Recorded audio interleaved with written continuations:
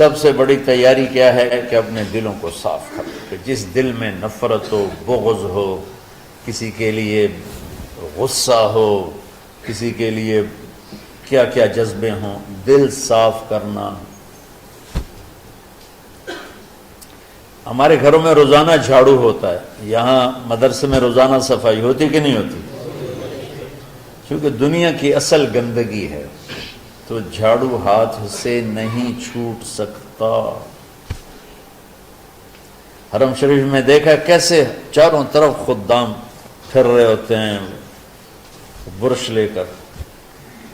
کہ تمہارے مولوی شاہد صاحب بھی ایک دفعہ وہاں خدام حجاج میں گئے تھے، میں نے ان کے ہاتھ میں برش دیکھا، وہی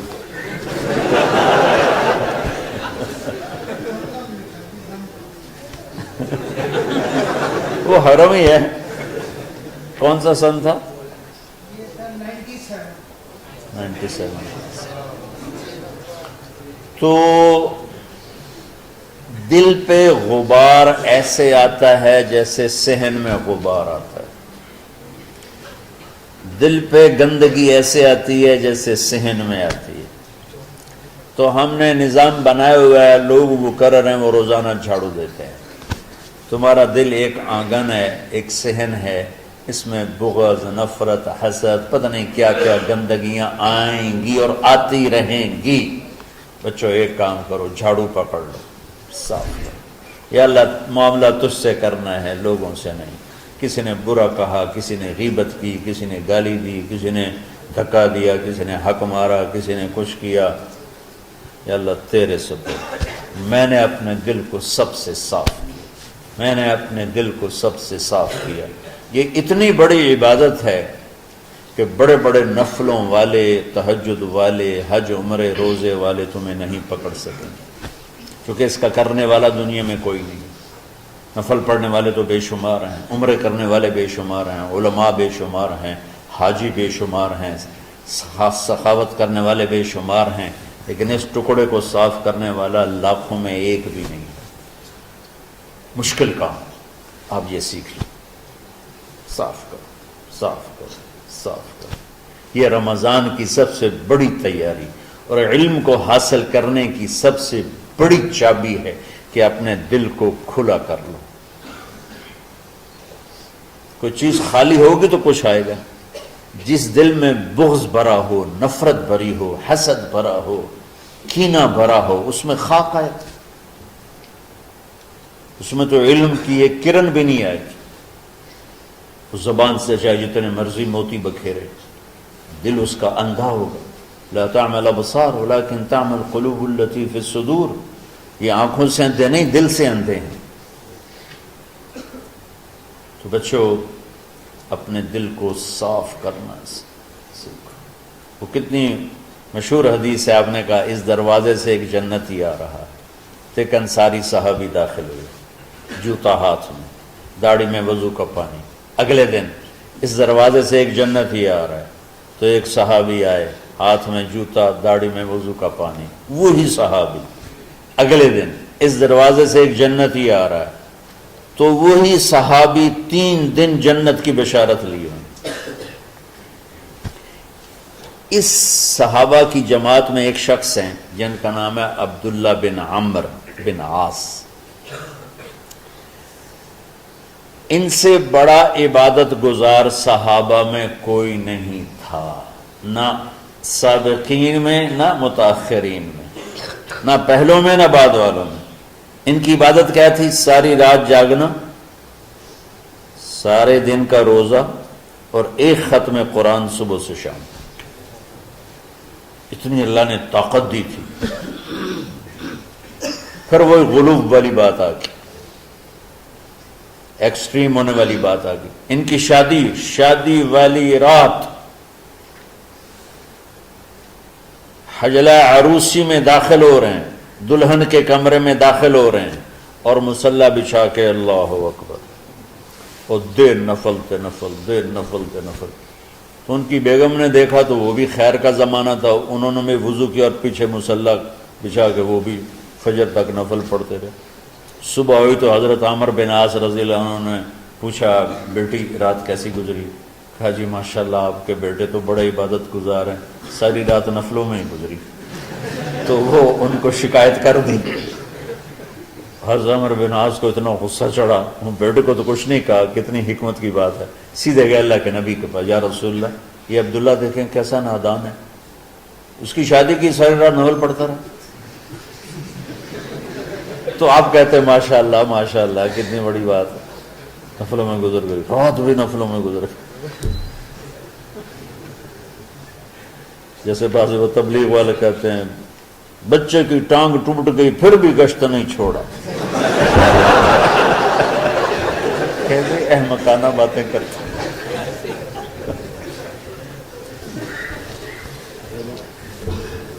تو آپ نے حضرت عبداللہ بن عمر کو بلا کے ڈانٹا کہ تو نے مہینے میں 3 دن روزے رکھنے ہیں، بس نہیں رکھنے،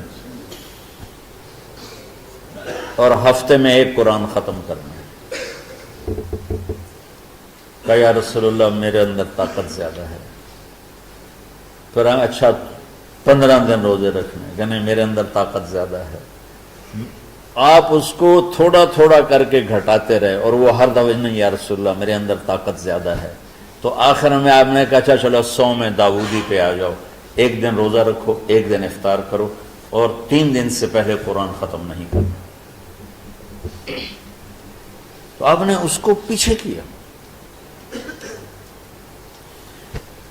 یہ بیٹھے تھے اس محفل میں، ان کے دل میں آیا کیا یہ بزرگ مجھ سے زیادہ عبادت کرتے، رات میں ساری جاگتا ہوں، دن روزہ رکھتا ہوں، 1 ختم کرتا ہوں، تو جنت کی بشارت تو مجھے ملنی چاہیے تھی، ان کو کیسے مل رہی ہے؟ یہ کسی کتاب میں نہیں لکھا کہ یہ ان کا جذبہ تھا، لیکن جو کہ میں ان کی سیرت کو جانتا ہوں تو مجھے خیال آتا ہے کہ ان کی نفسیات میں یہ بات آئی ہوگی، چونکہ صرف انہی کو خیال آیا کہ میں جا کے دیکھتا ہوں کہ یہ بزرگ کیا کرتے ہیں۔ تو ان کے پاس پہنچ گئے، چاچا ذرا، وہ ادھیڑ عمر تھے، چاچا وہ میرے ابا تھوڑے ناراض ہیں تو کچھ دن آپ کے پاس گزار لوں۔ کا بیٹا بسم اللہ آ جاؤ۔ اب رات ہوتے ہی عشاء کی نماز پڑھ کے انہوں نے جلدی سے چادر اوپر لی اور یوں سراغ کر کے ان چاچے کو دیکھنے لگے کہ اب یہ کیا ساری رات سجدہ کرے گا، اور ساری رات روتے روتے روتے روتے مصلی گیلا ہو جائے گا، یا ساری رات رکوع کرے گا، ساری رات قیام کرے گا، ساری رات قرآن پڑھے گا، اس تصور سے یوں دیکھ رہے۔ اور وہ بزرگ صحابی تشریف لائے، سرانے پہ سر رکھا، اللہم بسمک اموت و احیا، ہو گئے۔ اب یہ دیکھ رہے ہیں ابھی اٹھیں گے، ابھی اٹھیں گے، ابھی اٹھیں گے، فجر کی اذان پہ اٹھے۔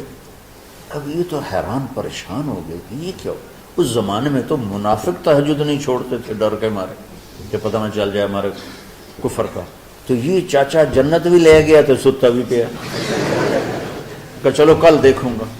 اگلی رات پھر چادر سر پہ کر کے اور یوں سوراخ کر کے لیٹے ہوئے اور دیکھ رہے۔ چاچا پھر تشریف لائے اور سرانے پہ سر رکھا، اللہم بسمک اموت و احیا، ہو گئے۔ فجر کی اذان پہ اٹھے، یہ اور پریشان ہو گئے کہ میرا نبی کا فرمان تو سچا ہے، اس میں تو شک بھی کفر ہے، لیکن عمل کیا ہے جس پر اس کو جنت کی بشارت ملی؟ 2 رکعت نفل بھی نہیں۔ اور آج کے دور میں تم میں سے ماشاءاللہ اکثر بچے تہجد پڑھتے ہیں کہ 1 رات اور دیکھوں گا، تیسری رات اللہم بسمک اموت و احیا، ساری رات۔ تو تیسری رات پھٹ پڑے عبداللہ بن عمر، کہنے گے چاچا میری ابا سے کوئی لڑائی نہیں تھی، 3 دن میں تیرے بارے میں سنتا رہا، جنتی جنتی جنتی۔ میں دیکھنے آیا تھا کہ آپ کیا کرتے ہیں، آپ تو کچھ بھی نہیں کرتے ہو، ساری رات سوتے رہتے، اب کیا کرتے ہو؟ میں کہا بیٹا یہی ہے جو تم نے دیکھا ہے۔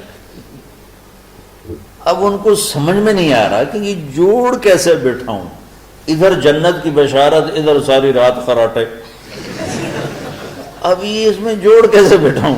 نبی کی بات تو غلط ہو نہیں سکتی۔ تو اب وہ نا ایسے نا بڑے بے دل سے ہو کر واپس مڑے، پتہ نہیں کی چکر ہوئے گی کوئی گل۔ جب وہ دروازے تک پہنچے تو کہنے لگے بیٹا ادھر آنا، واپس آ گئے۔ اب میں تمہیں اصل راز کی بات بتاتا ہوں۔ کیا ہے کیا؟ تو یہاں ہاتھ رکھا، کہا یہ جو دل ہے نا اس میں کسی انسان کی نفرت نہیں۔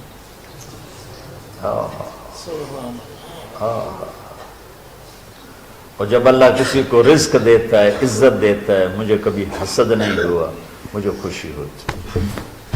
تو عبداللہ بن عمر نے کہنا تھا ہاں یہ بات ہے، نہیں، ان کو ہاذا ہوا، اچھل کے کہنے لگے ہاذا ہوا، ہاں ہاں ہاں ہاں یہی ہے یہی ہے یہی ہے۔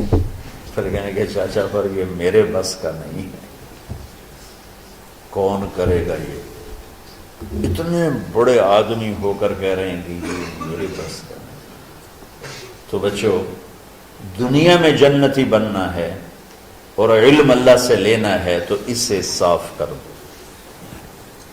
سب کی نفرت سے۔ سب، اس نے مجھے یہ کیوں کہا، اس نے مجھے یوں کیوں دیکھا، اس نے میرے بارے میں یوں کیوں کہا، اس نے میرے بارے میں یہ کیوں لکھا۔ جس کی تعریف ہوتی میری کتنی برائی ہوتی، صرف تعریف تو نہیں، بھرا پڑا سوشل میڈیا مجھے گالیاں دیں۔ اللہ کے فضل سے میرے دل میں ایک ذرہ کے برابر کبھی کوئی منفی جذبہ نہیں آیا، آئے تو میں دھو کے صاف کر دیتا ہوں۔ یا اللہ میں نے اپنے دل کو صاف کیا، میرا معاملہ تیرے ساتھ ہے، کسی کے ساتھ نہیں۔